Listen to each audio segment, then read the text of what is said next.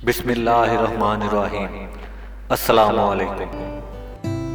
अजीम लोग अकाबों की तरह होते हैं जो अपना नशेमन बुलंदो बाला तन्हाइयों में तामीर करते हैं।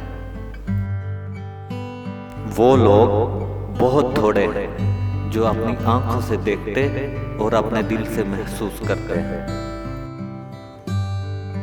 ईमान दिल में मौजूद एक नहलस्तान है जिस तक सोच के काफले कभी नहीं पहुंच सकते। तुम देर कर सकते हो, वक्त देर नहीं करेगा। उनसे बड़ा गुलाम कोई नहीं जिन्हें यह धोखा लग गया हो कि वो आजाद है। मैं अल्लाह से राजी हूं, मसला मुझे इंसान से है।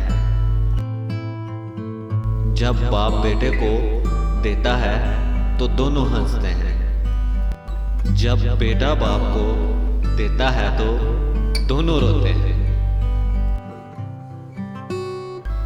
यकीन कर लो कि जिंदगी जीने के काबिल है और तुम्हारा यकीन इसे हकीकत में बदल देगा।